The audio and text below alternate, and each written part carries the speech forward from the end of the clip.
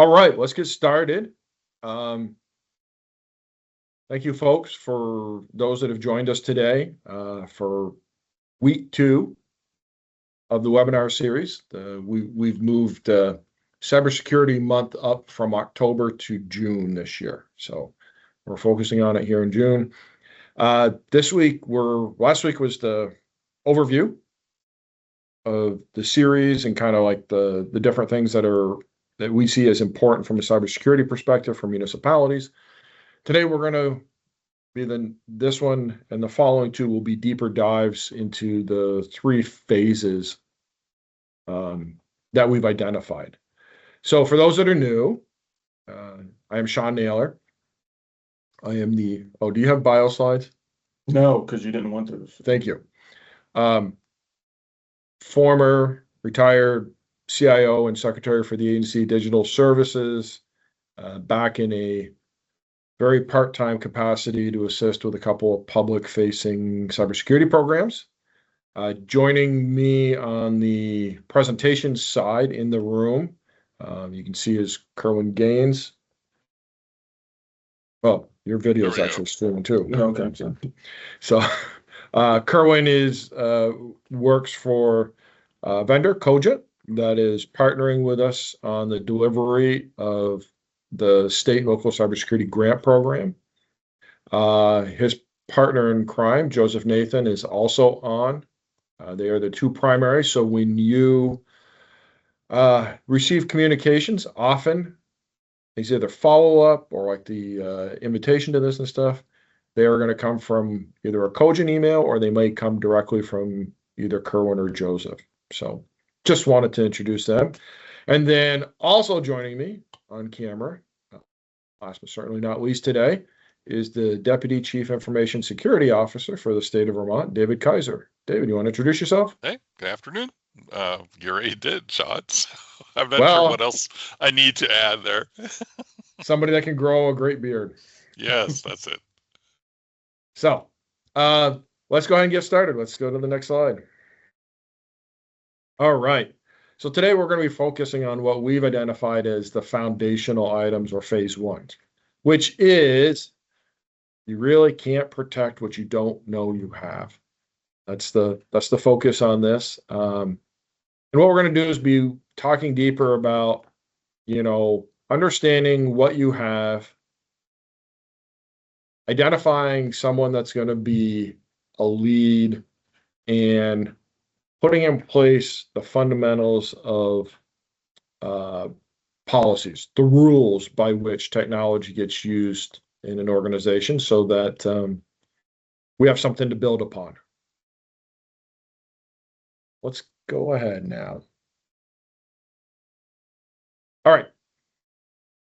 So we're going to dive into each one of these a little deeper. But phase 1 includes 3 things. They're meant to be little to no cost, opportunities to set the stage for those steps that come later that may require more resources or additional investment. The first one of those is a designated cybersecurity lead. We're going to talk a little more about that. Asset inventory. This gets back to you got to know what you have in order to make sure you protect it all. And then governance policies. That's establishing the rules of the road for your organization around technology use. Before we move on, I'm going to look to my color commentators. Mr. Kaiser, anything that you'd like to add before we dive deeper? I think we're going to get into it as we go through each of these individually, right? Yes.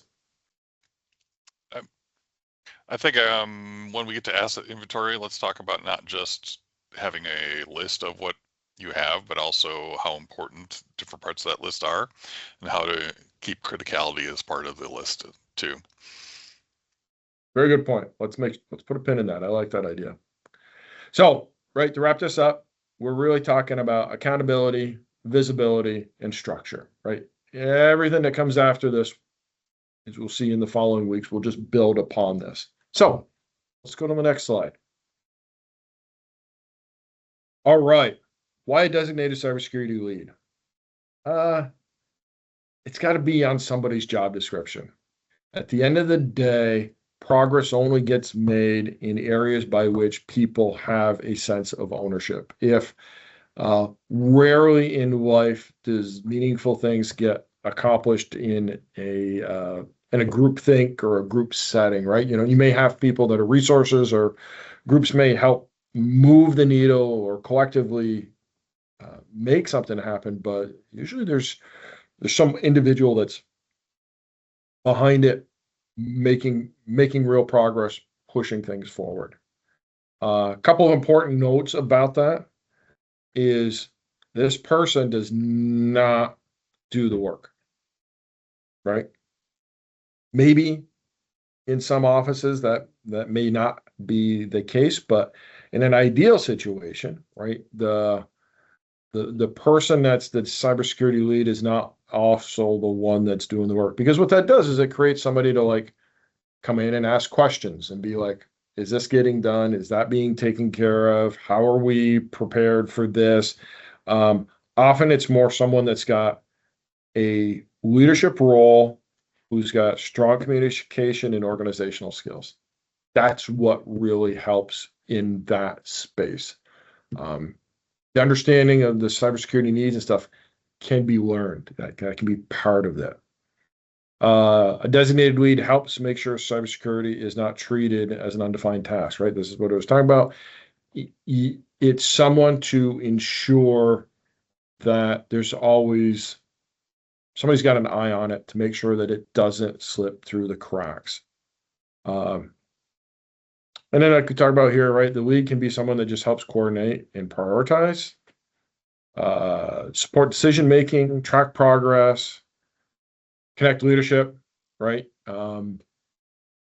Often a good cybersecurity lead will be someone that's got some sales skills, because in our world, often cybersecurity funding, resources, investments need to compete with other things, right? Whether it's at the state government, I'm sitting in my old office which looks right across the State House lawn, and I'm looking right at the dome, and it's like I think back to when going over there and testifying, and how, you know, when you are asking for money to secure the 10,000 device, 10,000 employee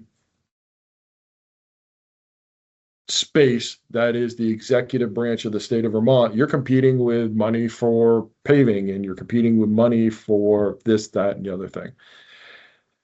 And that's always going to be the case. And so that cybersecurity lead, if they have some ability to be able to connect the need with a strong pitch, is important. And then David, Dad? Yeah, I think what putting a lead against the topic gives you as an entity is the chance to be, we'll go with the pre's, right? Preemptive, proactive, predictive, I guess, because you deal with this before it becomes a crisis, and you deal with a lot of the topics that prevent issues from growing to become a crisis. If you do what we in the Air Force would have called left of boom, you deal with things before they blow up in your face. So I think the lead does a lot to help you get focused on those topics before they become crisis, and that is a huge part of what this role does. Can I add something? Absolutely, Kerwin. So the other part of that is a line from a movie, right?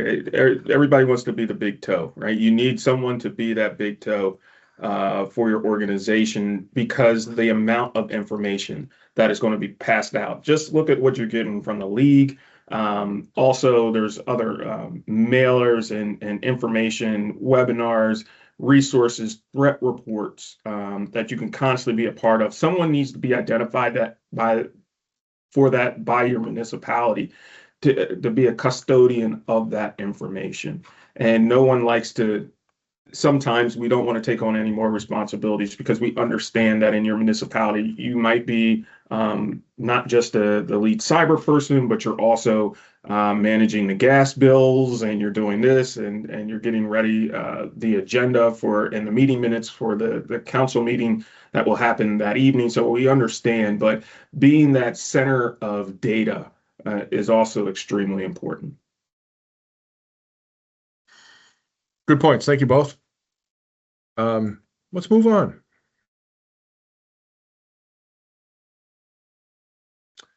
Asset inventory. So fundamentally, right, it's like knowing what you have so that you can make sure it's protected. And it's not just devices, right? It's the software, it's the system, it's the things like network attached copiers, right? To make sure, because there is a printer and stuff like that. Are they a risk to your network? Is it? It's understanding all of the things that are part of your technology space and where they are, right? Just understanding what you have is the first step, because we're going to talk about in future ones things like, endpoint detection and response. And it's like you can't protect an endpoint that you don't know about. And so if you're not protecting it, but you're protecting all the rest, you might as well not protect any, because that's still a major vulnerability that's out there. And it's a little bit of an exaggeration, but I mean, it is important to know those things. And so this is where I'm going to turn it over to David and let him speak more, because he had some great thoughts on this. Well, what I was edging into in the beginning was conversation around understanding your core business processes and the technologies and hardware that support them, and coming up with a criticality list of, most important to least important, so you know what you're focused on first and what you have to have in order to keep the town running in a crisis situation. And that helps you wrangle your vendors and your response folks and focus them on the things that need to be reestablished first in order to gain functionality. So when you're thinking about this, don't think about it just as a list of things, but a list of things towards a purpose, and that is to incorporate after an event. And the liability of this as well. So knowing where your information is, and I've seen this before, and I'll leave out the names to protect the innocent, but there could be a municipality that has a council member that leaves and they take their laptop with them, right? You had no idea. But all of that personal information, all that town municipal information is on that asset and they still have it, right? And you're expecting them to do good things and act in good faith with that information when that's not going to happen, right? They're actually becoming a threat to your network. If something happens from a liability perspective, you as a municipality can be liable for that. And it would go against your overall insurance coverage because you made a conscious decision to not have an asset inventory. And it doesn't need to be something elaborate. It could be a spreadsheet made in Excel, just letting them know where that is. And then when that bad actor does something with that information system, you're now going to be liable because you had no idea where that was, right? It's little things like that. And if they take it, well, do we know that they did take it and we can take away their privilege and their access and do those type of things? It's very, very important to have a strong inventory. And what I found is that once we bring in public works into this as well, it seems as though in my history that public works and the actual town kind of work on their own atmospheres. And sometimes things are purchased that we don't even know that they purchased, and they're out there and they might even be connected somehow. So it's very important. I'll get off my soapbox when it comes to that, but that's just an example of why asset inventory is extremely important, in my opinion. Yeah, I think the one that I often think about, that especially maybe in small communities that might be a risk that asset inventories help expose, is how many times are employees bringing their own devices and attaching to the network? They may be using them for work related, but it's still not a municipally owned device.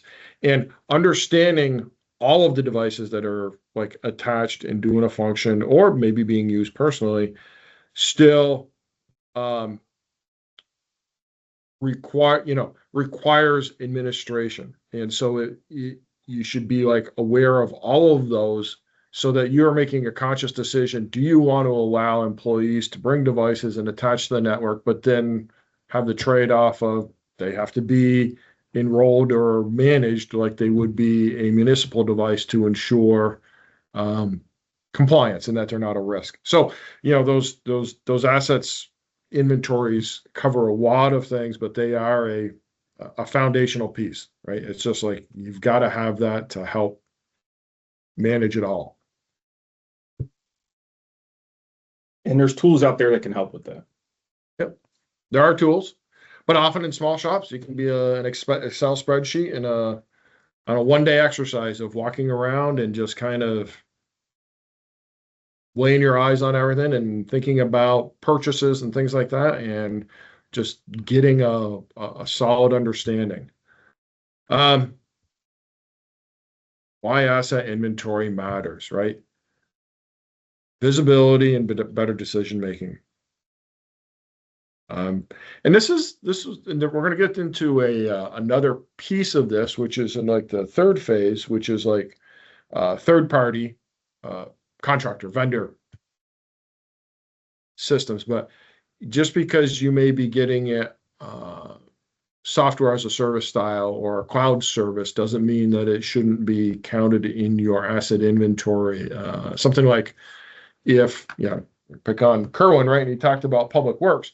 If your public works department, whether you know it or not, is using something like Venmo to allow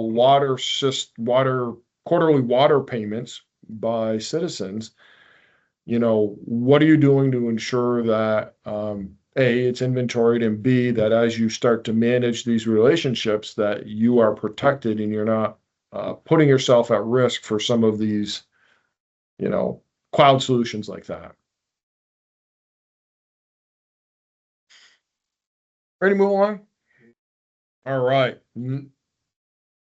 Third, governance policies. And we're kind of like building upon what we've been talking about, right? Is like those governance policies are the rules, right? Like you may have human resources policies, you may have, those types of things. Like if you have municipally owned vehicles, you likely have policies as to acceptable use of those vehicles, right?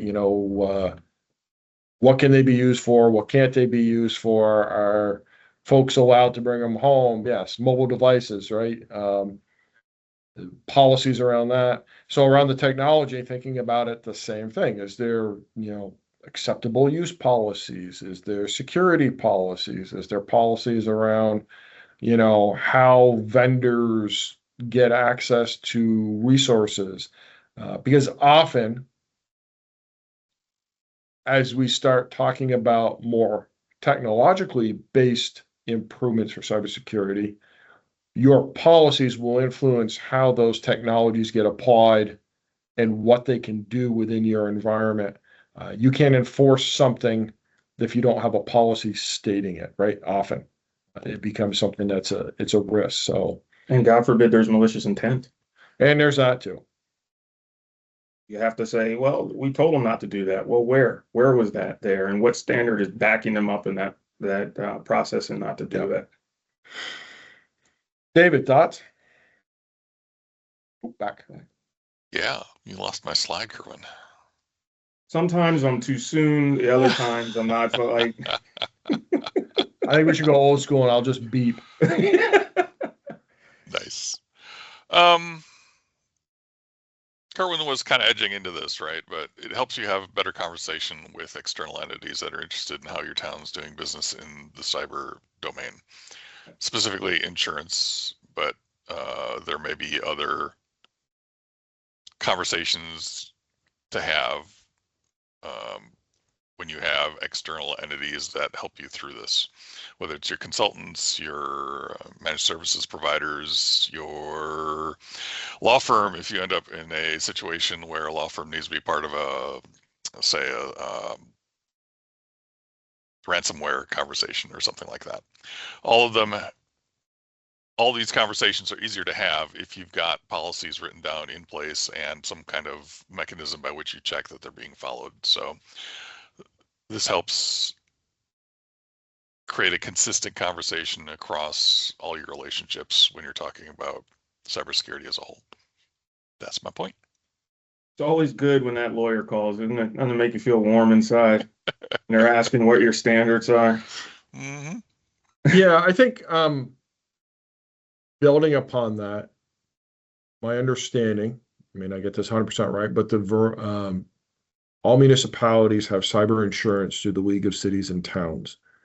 And there is this trend, I will say, that for the cyber insurance providers, for more due diligence in doing things like assessments and making sure, right, you have to answer questionnaires or do some sort of assessment before they'll quote you premium prices and things like that.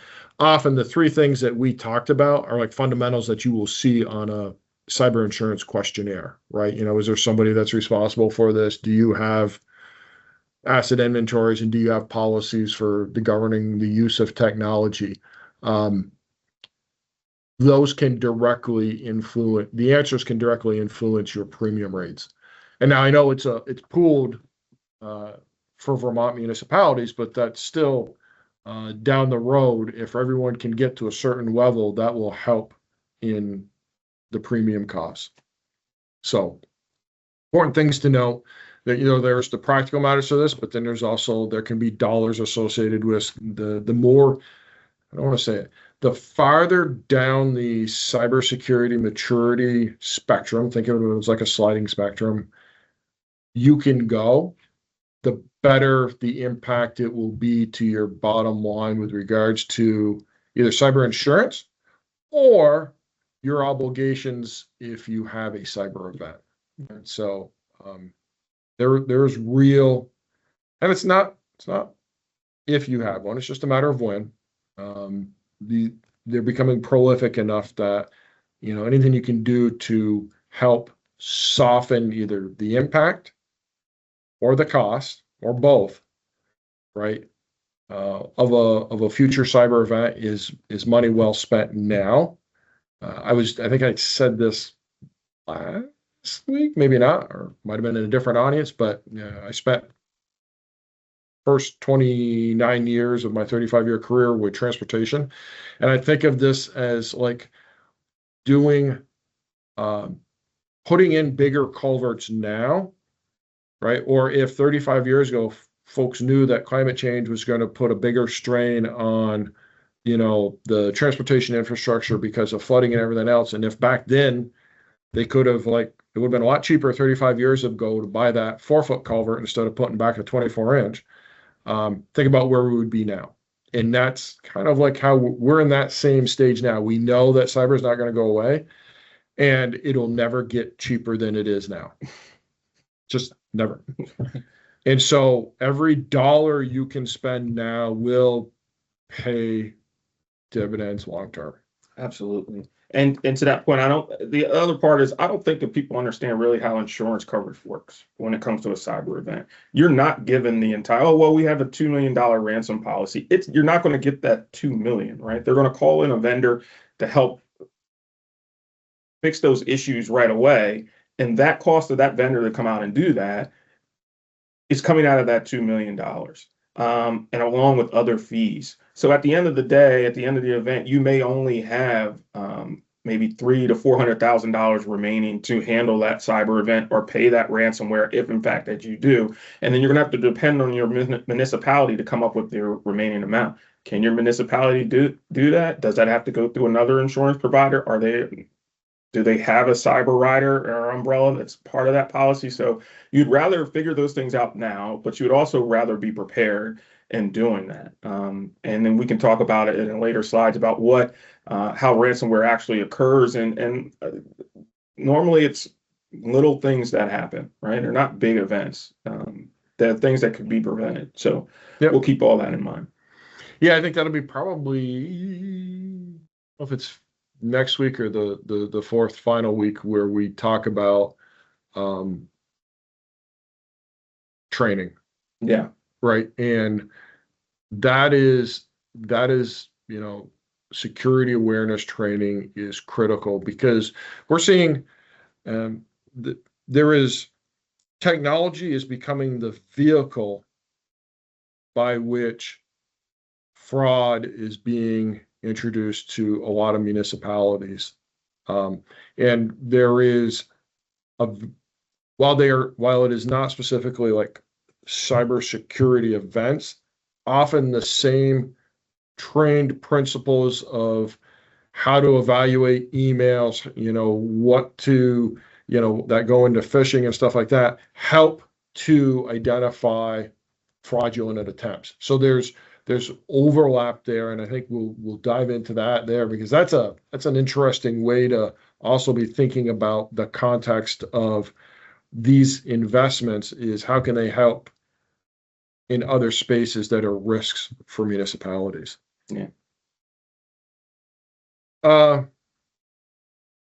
Here's a summary, right, on governance policies, right? Expectations, consistent decision making, reduce confusion, stronger foundation. Often you're going to, if something happens, this will be your fallback, right? This will be like, yes, we had it. We thought we anticipated it. In spite of this thing still occurred, but you are now at least, you're not coming from well, we didn't have a policy for that, right? Or trying to, how do I want to say it?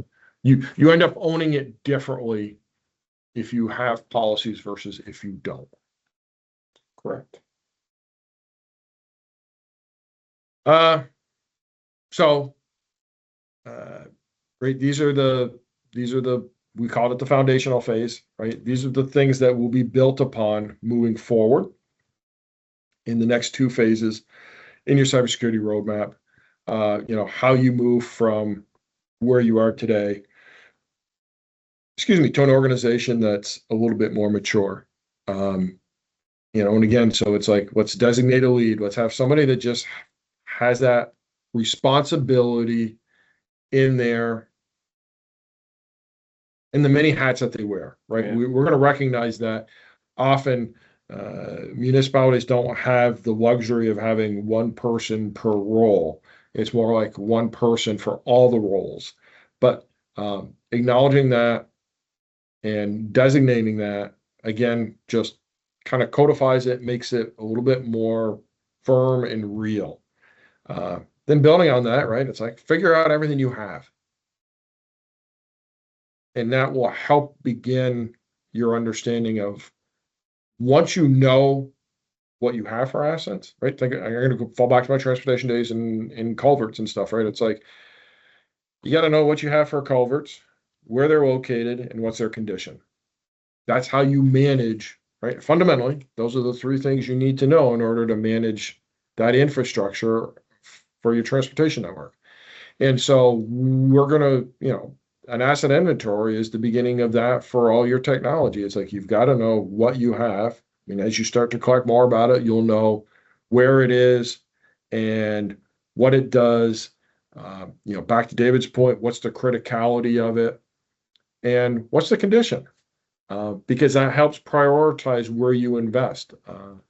A Windows 95 box that's doing SCADA reporting is going to be a critical thing to take care of early on and get that out, get that risk out versus maybe if you're already at Windows 11 across the board and all your computers. So, and then lastly, right, the governance policies. This is what gives you the kind of the beginning of the standards and expectations of how technology is used, managed, and how employees are expected to interact with it. So that it's the written rules, not the assumed common sense approach of how things should be used or managed. Agreed. David, have anything? David, would you like to?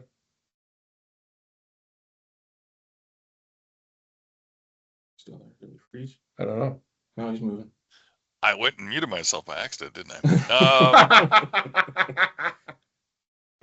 No, I think you covered it really well, and it's the connection we're making throughout the day is those three items working together set that foundation for further growth and give you a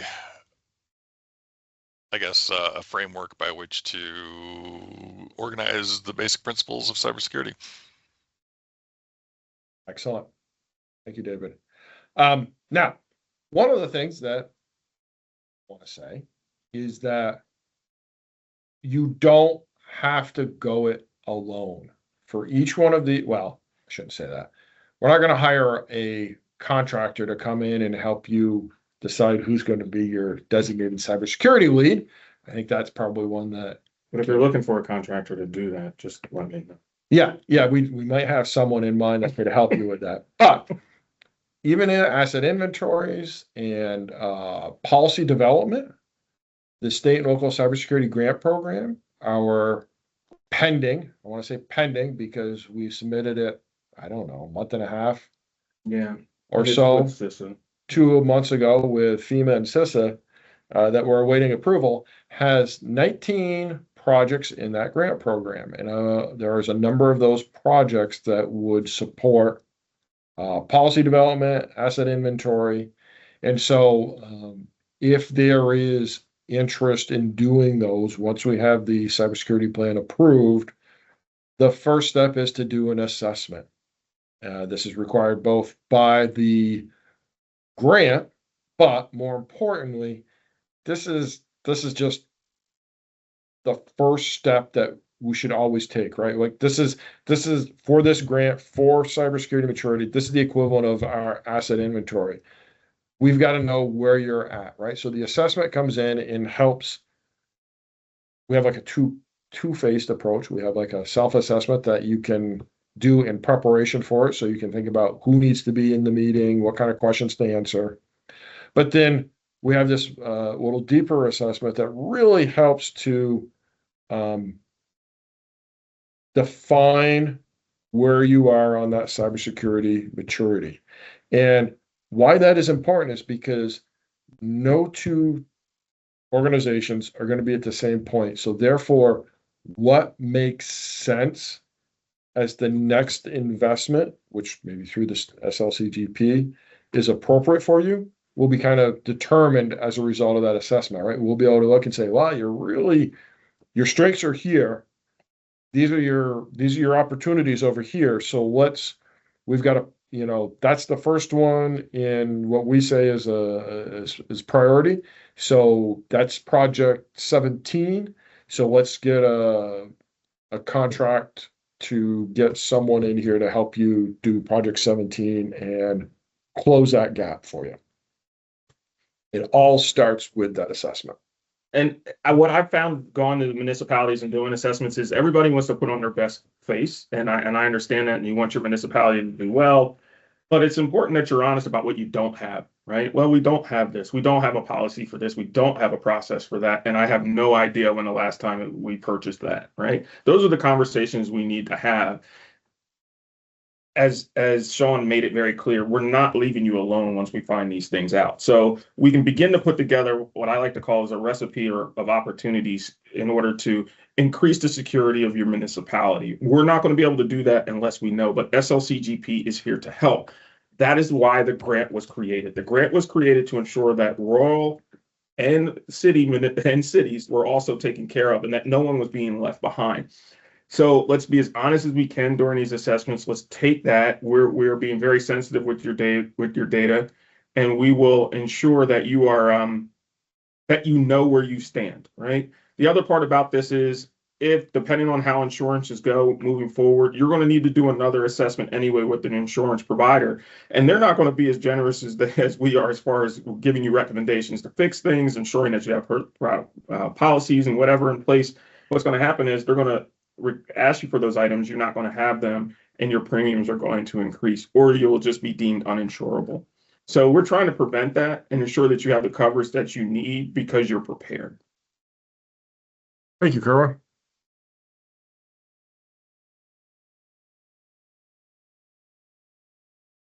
Yeah, and we're gonna keep on this theme, right? That we understand that no one out there, this applies to even state government, right, is overstaffed and underworked. That is not something that applies to government operations anywhere in the state of Vermont that I'm aware of. And so what we're trying to do is come up with meaningful ways that you can move to a better place, right? To make improvement at both the pace and the resources that you have available, whether it's through applying the state and local cybersecurity grant program or practical resources that build on these 12 pillars. So if you want to do or build on the pillars, that's what the basis is for this. You'll see that as a follow-up email. But practical ways to make a difference. We don't want this to be burdensome. This is not, how do I want to say this? I remember, so when I was secretary, the Cybersecurity Advisory Council was created in statute. I was testifying that session, and there was some legislators that were like, well, do we need to have Vermont standards and stuff? And it's like, whoa, the last thing we need to do is put more demand by having an additional set of standards, rules, regulations. We can't legislate our way out of this. What we've got to do is recognize that this is a community effort and figure out the ways to provide the resources that municipalities can improve at the rate that's appropriate for them. Especially when we recognize that we're trying to do everything from mitigate climate change to figure out how to fund education currently in this state. So there's a lot of competing interests, a lot of other responsibilities we have, but trying to find a way that even, I think of this as, I go back to this is like Kaizen. Small incremental change that's just continuous will have more impact than trying to throw a bunch of money at it, make a big bang change, and then walk away. This is all about just chipping away at it. Great. And next slide. So one other way to say it, right, is need somebody that's got the responsibility, understand what you have, and create the rules so that consistency and accountability can be applied consistently, or rules can be applied consistently and hold people accountable so that the technology is another way to try and reduce the risk of the technology. And the written policies. Yep. Before I go on to this, I want to say that she's not on this side today, but I was looking at the attendees, and we have with us Callie Audet. So for any of you that might have worked with the Homeland Security Unit at the state of Vermont Department of Public Safety, the Homeland Security Unit, specifically the grants program, you may have interacted with Callie from your municipality. She is our grant manager, and the point on that side of it for the state and local cybersecurity grant programs. So I just wanted to give a shout out to Kylie. She's an important part of the leadership for the state of Vermont that's working to make a difference in this space. Okay, now you go ahead. So next one is going to be hardening the perimeter and identity. So now we're going to start talking a little bit more technical, things that will build upon what we have discussed today and start to build the digital fence around your organization to really protect it. That's what's going to be in phase 2. And then the last one, phase 3, will be more complex topics that build upon that. And now we are at the question and answer period. You're welcome to either post in the chat, or we have a Q&A because of the nature of this, or you might be able to come off mute. I don't know if, I can try to take them off. If they have a question, just raise their hand and I'll take them off. yeah, or raise your hand. If not, we're going to wrap for today. So were there any questions about the SLCGP program itself and how your municipality could take advantage of that? Yes, ma'am, you're on mute currently. You take yourself off mute and feel free to ask a question.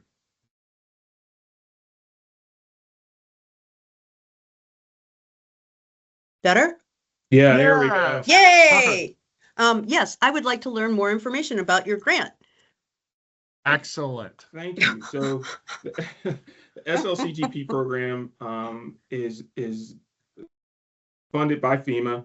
I don't know if you're familiar with that. And it is works hand in hand with CISA, and it also works with the state of each particular state. So all 50 states have an SLCGP program, and it isn't Vermont specific. Okay, Miss Callie Audette facilitates that program, and we go out and try to help municipalities with that. What we try to do is work with communities, and what we're doing, and we're not trying to, is what we're doing. We're working with communities to ensure that they have a strong cyber presence. And once we find out where there's opportunities for improvement, there's funds available. Thank you, Sean, for posting the grant in the chat for everyone. Once those opportunities are identified, SLCGP funds can be applied to those particular projects. Those are all dependent upon fiscal year. And currently under fiscal year 22, we have 3 projects which municipalities can apply for. That is the .gov migration, which I think is an awesome project. We have multi-factor authentication, and we have Security Plus training, right? So that is Security Plus is a standard that you can use, and there's also a certification is the word I was searching for that you can use within the cyber community, but it also educates a 101 level education for for municipalities to use to understand exactly where they stand and some opportunities for improvement. The best part about these 3 projects under this fiscal year is that there is a cost share waiver involved with that. So that means that if you participate in any of those 3 projects, the SLCGP program is going to pay 100% of that, right? So we're trying to get as many towns as we possibly can and municipalities to take advantage of it. I think it's a great opportunity. For the next fiscal year, which is 23, and Sean gave a little bit of the information about the 19 projects that are going to be available, there is a cost share that is 30% in regards to those next fiscal years. So that basically means, is it 30 or 20? 23 is 20%. 20%, I apologize.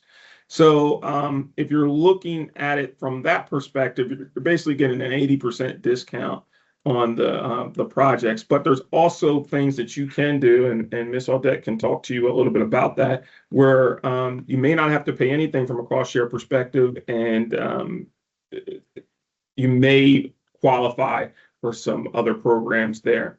So we are working very hard to get the word out. We'd like to thank Emmanuel for putting this all together so we can do that. Mr. Kaiser, you have a question?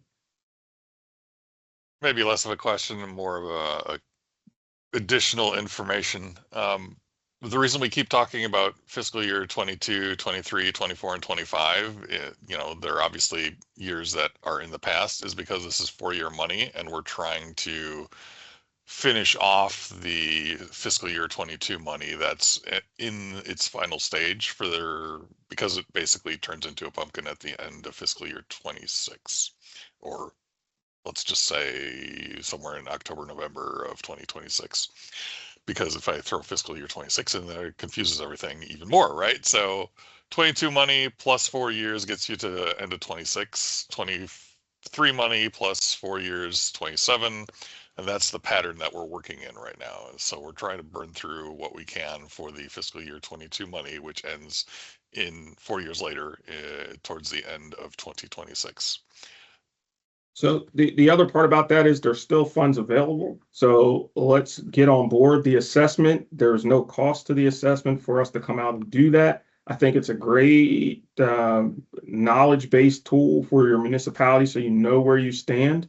You can take a look at the SLCGP program nationally and see what their goals are. But we're here to help you. The state of Vermont has an office set up. I'm part of that office to ensure that we're going out and getting that information and walking you through the projects. And more importantly, person to ask question, Jennifer, is in a town where we have one of the remote offices. Okay, great. Mine. So, as a resident of Worcester, I'd love to roll off Hampshire Hill and come down and meet with you and talk more about this, Jennifer. I put Anytime. I would Excellent. love to Look at sit that. down and talk with you. That would be fantastic. I put an email address in the chat. It's I see that. ads.slcgp. That gets the entire team. Reach out and then I'll have your email and we can start setting up a time that I can come down. And even though it's Worcester and I live there and they hold my information and I want to make sure they're secure, that offer stands for all the other communities also. So the assessment is important. I did have a couple of other things I wanted to share. So I'm going to share my screen. So bear with me for a second. I try to get these queued up.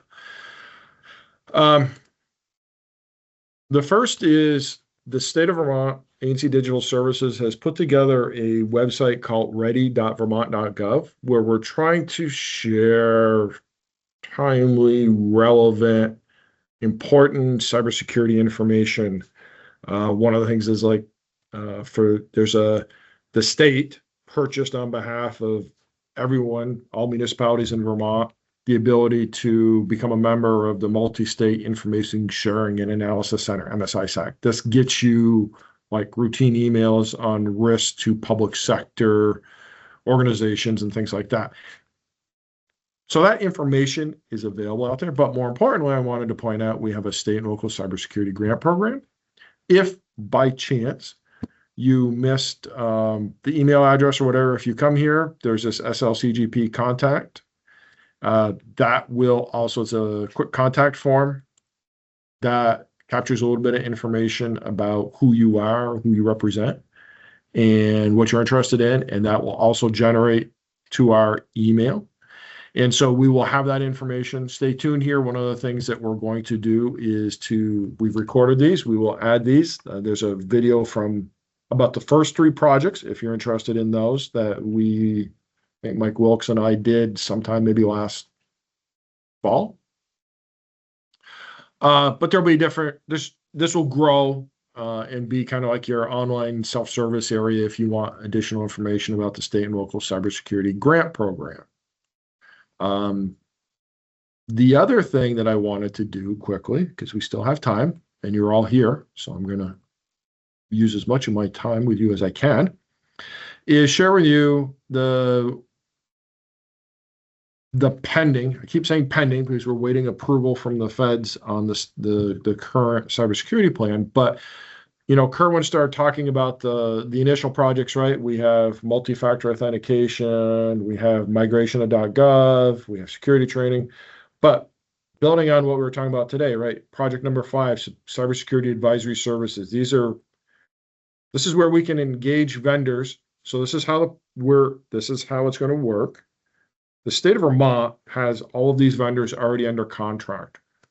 We are going to engage on your behalf with grant funding, the delivery of the services. It's called a shared service model. So this is not like a grant where we would just send you a shoebox full of money and then you would decide what to do with it. This is going to be like, hey, we need to have somebody help us. I'm going to meet with Jennifer. We're going to do an assessment and we agree upon the first 3 things they need to do. Maybe one of them is some formal policies for the town of Worcester. Well, we have these cybersecurity advisory services for exactly that. So we say, okay, we put out a simple scope of work. We select a vendor. We pay for it with the grant and they come in and they perform this. You don't have to worry about negotiating. You don't have to worry about who to ask for these types of services. You don't have to think about, getting a council to review the terms and conditions and stuff like that, because that's all being handled by the state of Vermont on your behalf. I hope. But we'd be willing to talk to your council or select board about the program. Oh, I'm at council as in GC general counsel, lawyer, Oh, that council. not attorney. Your attorney. You don't need to have an attorney doing contract negotiations for you, because Right. we've done it on your behalf. So, yes, I think I saw Harry from the town of Stowe on here, Public Works, but we have things like SCADA security hardening and evaluation, right? So if you have a SCADA system and you think it's at risk, we can come in and do we can hire a vendor to come in and do an assessment and figure out how much at risk are you? Where are your priorities? We have means of doing stuff like buying firewalls or putting web servers behind firewalls, or doing endpoint security, right? So making sure we have somebody that can monitor your PCs for you.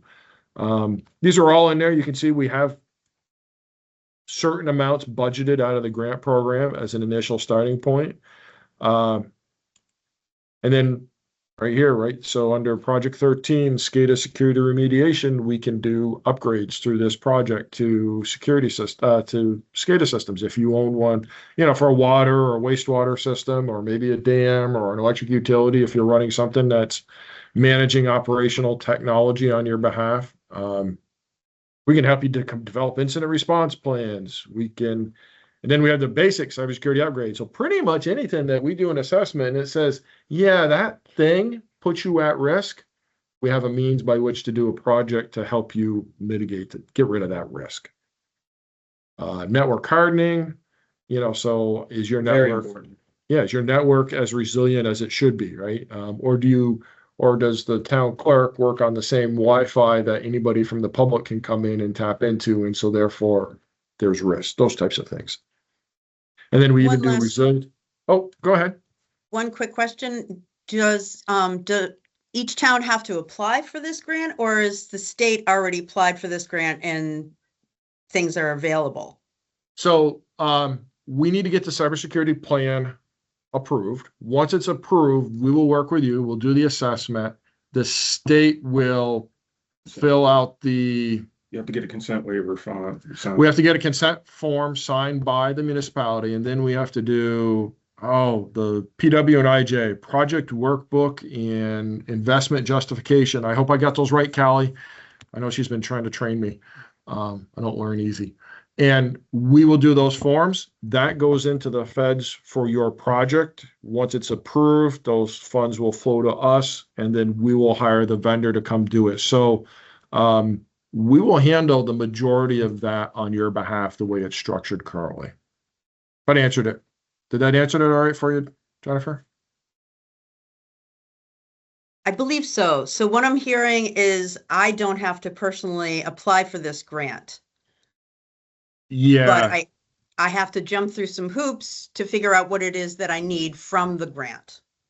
We'll do that we'll help you do that with the assessment.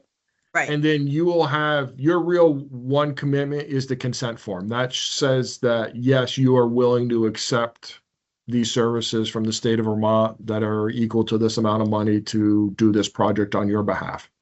Okay. That's really that's your. As far as grants goes, there's not a lot of, and I coined the phrase grant fatigue. I know from municipalities, you guys have a grant for the roads, you have a grant for the light You posts. got it. You That's have a why I'm grant for asking. every daggone thing out there, and appreciative. In case the feds are listening, we are appreciative. But at the same time, I know that it's one less thing. So I will say that as far as grants go, this is fairly light, right? In regards to your needs. Fantastic. Yep. Thank you. Yep.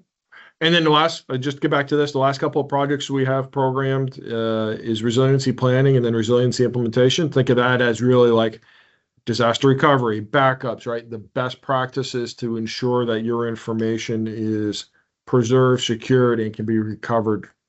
Without having to pay the ransom. Without having to pay the ransom. And then the last one, we have one even specifically for policy development, right? So we have a project in there that pending the approval, we'll be able to have specific to policy development. So figuring out what's an appropriate set of policies and help you draft them for your municipality. That's it. Hey, I got it. Callie confirmed. Thank you. We're almost at time. Any more questions? If not, we will wrap for today. And I thank everyone for joining us for their lunchtime. Thank you so much, everyone. We appreciate it.